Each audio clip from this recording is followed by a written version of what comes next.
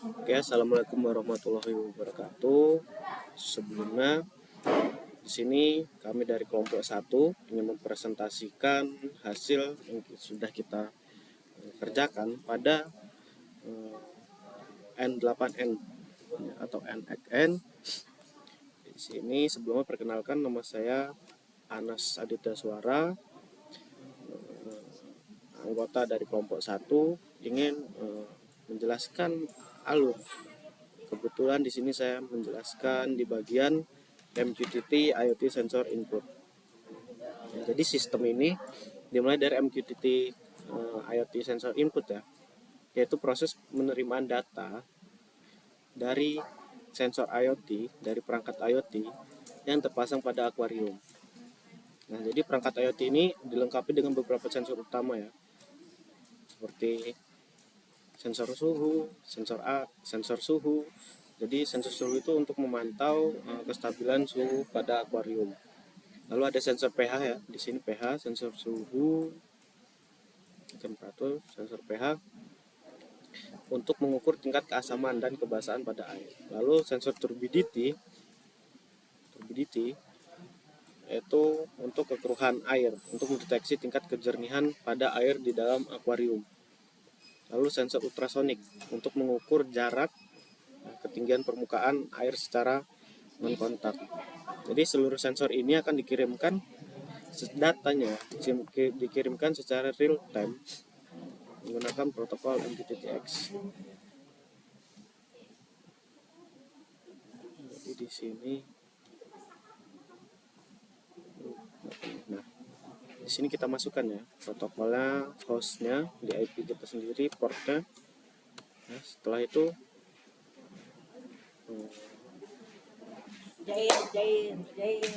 kita masukkan topik untuk mengeluarkan output dari MQTT sendiri. Oke, jadi seluruh sensor ini mengirimkan data secara real time. Jadi data ini yang dikirimkan berisi pH raw. pH raw itu skor dari nilai pH-nya, pH status rendah, dan turbidity raw itu status nilai NTU, ada kejernihan air, statusnya keruh ya, di 3762. Lalu level cm, di sini ada 59 cm tingginya akuarium. Lalu temperaturnya 25 Celcius. Oke, jadi begitu data itu diterima di workflow ini akan otomatis melanjutkan ke tahap berikutnya. Nah, di tahap berikutnya ini yaitu di workflow konfigurasi. Nah, di sini akan dijelaskan oleh kawan saya. Atas waktunya dipersilakan. Oke, selanjutnya setelah di sini kita selesai bagian MQTT, di sini kita bisa dilanjutkan dengan melakukan workflow configuration-nya, di mana di sini pada tahapan ini kita akan memasuk sistem ke word of-nya. Di situ node-nya berfungsi untuk mengatur alur eksekusinya dan memastikan data diproses secara berurutan gitu kan ya. Selain itu juga di sini juga bisa di workflow konfigurasi itu bisa memastikan adanya data yang diproses secara berurutan, mencegah konflik atau duplikasi data. Nah, tahapan ini juga itu akan memastikan bahwa setiap data sensor mengikuti alur yang sama gitu kan ya, sebelum dianalisis lebih lanjut menggunakan processing sensor data dan AI analysis.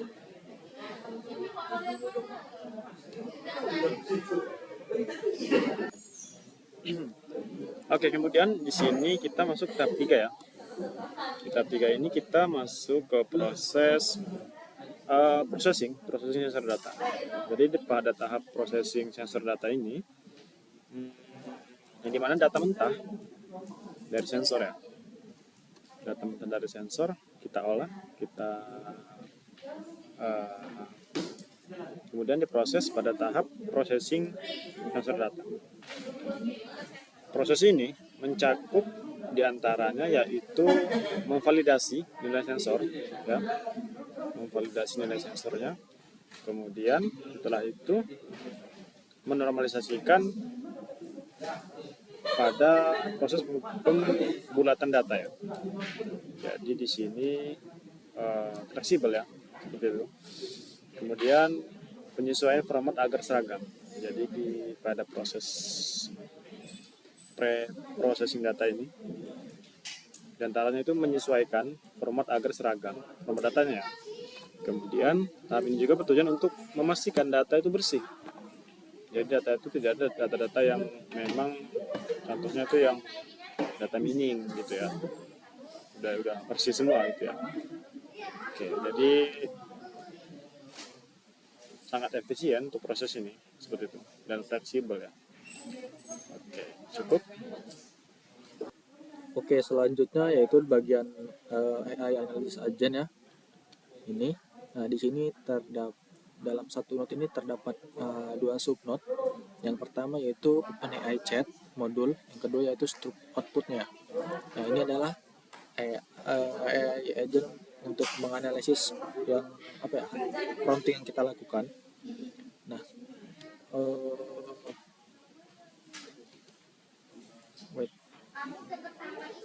Nah, untuk membuat note tersebut, ini kita menggunakan API dari ChatGPT. Ini API key-nya. Kemudian untuk model AI-nya menggunakan GPT strip 4o, strip mini ini. Dan untuk prosesnya yaitu kita prompting di sini terlebih dahulu di bagian sini, kemudian ChatGPT-nya itu menganalisis agennya, kemudian outputnya keluar dari sini. Nah, jadi data yang telah diproses itu kemudian dikirim ke AI Analysis Agent. Nah, saat ini menggunakan OpenAI ChatGPT model sebagai mesin utama untuk menganalisis ya, yang meliputi yaitu suhu air, kemudian pH air, tingkat kekeruhan, dan juga ketinggian air dari sensor ultrasonik. Nah, kemudian berdasarkan parameter tersebut, AI itu menentukan kondisi akuarium, kemudian tingkat keparahan atau severity-nya, dan juga rekomendasi atau pesan peringatan. Nah, hasil analisis itu diklasifikasikan menjadi normal, warning, ataupun critical.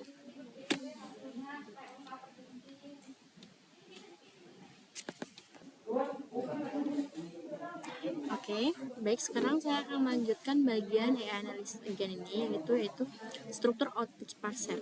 Jadi di sini agar hasil analisis AI dapat digunakan oleh sistem, di sini dia menggunakan struktur output parser. Ini ya guys, jadi dia menggunakan struktur output parser ini. Nah, parser ini memastikan bahwa output AI itu memiliki format terstruktur dan mudah dibaca oleh sistem dan dapat diproses secara otomatis untuk tahap berikutnya. Nah, setelah parser respon di sini bakal terdapat parser AI response. Nah, setelah itu sistem dia di sini akan melakukan yang namanya parser AI, yang melakukan itu kayak tahap ini tuh dia bakal mengeluarkan output AI yang dipecah menjadi elemen data yang jelas, yaitu ada timestamp. Nah, nilai masing-masing sensor ini dia kategori severity, yang dimana pesan atau alert message itu data yang sudah terstruktur ini siap untuk di routing dan dikirimkan sebagai notifikasi. Nah, selanjutnya dari sini dia bakal meneruskan ke router by service level ini, yang dimana di sini itu sistem melakukan pemilihan data melalui router by service level, yang dimana data ini jadi di sini dia akan dibagi menjadi 3 jalur. Yang pertama ada normal, yang dimana normal itu dalam kondisi aman, terus warning yaitu kondisi perlu perhatian, selanjutnya kritikal yang dimana kondisi berbahaya dan membutuhkan tindakan segera. Nah, routing ini memungkinkan sistem merespon kondisi akuarium itu secara tepat. Setelah kita ke router by service level ini, di sini dia akan melanjutkan ke step merge AI severity levels. Nah, di sini Jadi walaupun sebelumnya itu tuh dipisahin dari seluruh data, kemudian tuh dia digabungkan kembali itu pada merge merge L-servability levels, yang dimana tujuan ini tuh agar kita tuh tujuan di sini tuh pada tahap ini tuh agar semua data tuh tetap tercatat gitu. Jadi notifikasi dan login tuh berjalan secara konsisten dan tidak ada data yang terlewat dari sistem ini.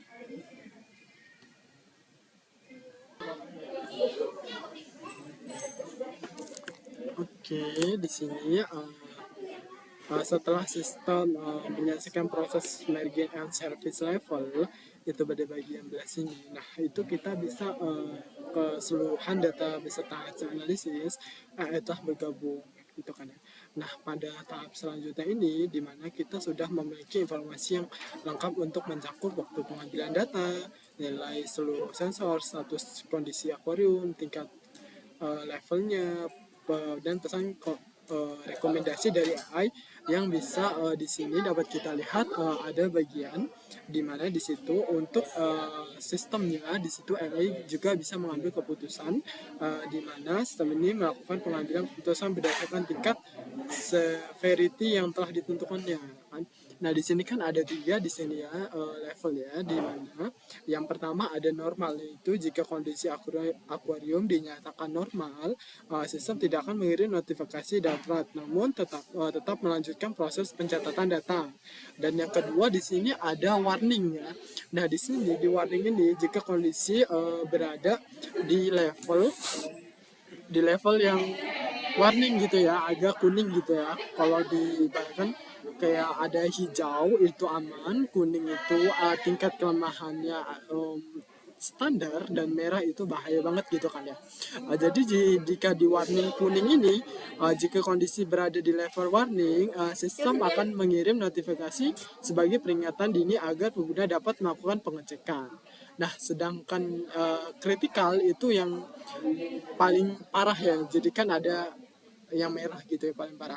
Jika kondisi kritikalnya terdeteksi, sistem langsung memicu notifikasi prioritas yang tinggal agar tindakan dapat dilakukan secepat mungkin. Nah,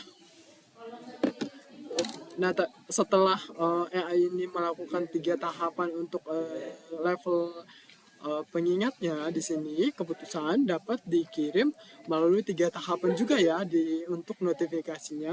Nah, di 3 tahapan ini ada yang pertama ada yaitu Telegram, yang kedua email, yang ketiga log database untuk menyimpan datanya gitu ada.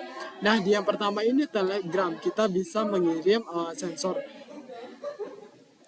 peringatannya seperti sensor suhunya, sensor perkuruhannya, turbidity-nya, ultrasoniknya, pH-nya. Di situ kita bisa ya dilakukan di Telegram. Sama persis fungsinya bersama seperti email dan Telegram. Kenapa dibuat 2? Karena kan kita email itu pasti penting gitu kan ya, setiap apapun kita membutuhkan Gmail. Jadi di sini saya buatkan jadi 2 gitu kan ya. Nah, sama di sini juga untuk peringatannya sama seperti yang di Telegram, ada sensor suhunya, turbidity-nya, dan yang lainnya. Nah, setelah kondisi peringatan ini dapat kita lihat dan kita perbaiki di sistem akuarium ya, di IoT-nya, nah data ini akan kita simpan juga nih di database-nya gitu kan ya, jadi agar datanya tidak hilang dan dapat kita simpan.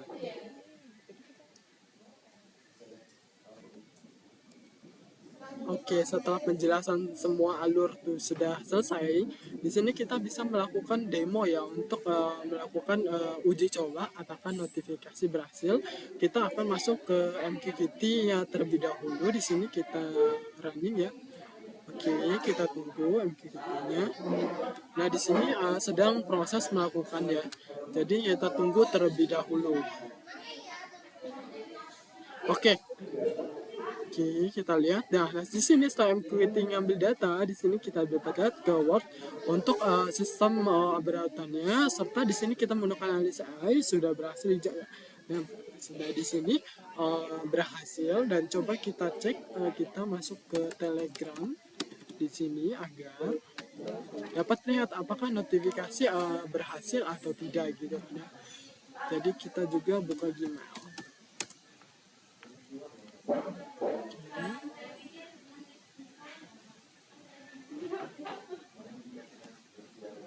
Nah, oke. Di sini notifikasi terhubung dan masuk dapat dilihat di sini. Terima kasih telah menghubungi. Nah, di sini ada di mana di sini ada peringatan sensor monitoring. Di situ ada waktunya, waktu yang menempatkan pukul sekarang ya. Itu status sistem data sensor suhunya di sini 25 derajat Celcius, ketinggiannya 3 meter 3 cm, kualitas sensor pH-nya dan seterusnya. Begitupun dengan di bagian telegramnya ya. Nah, status air jernih seperti itu. Dan status pH-nya normal. Setelah informasi ini dikirimkan pada pengguna agar jika kondisi yang tidak memungkinkan dapat diperbaiki, nah seterusnya di sini juga datanya dapat disimpan di bagian database ya. Di sini database-nya kita lihat, oke.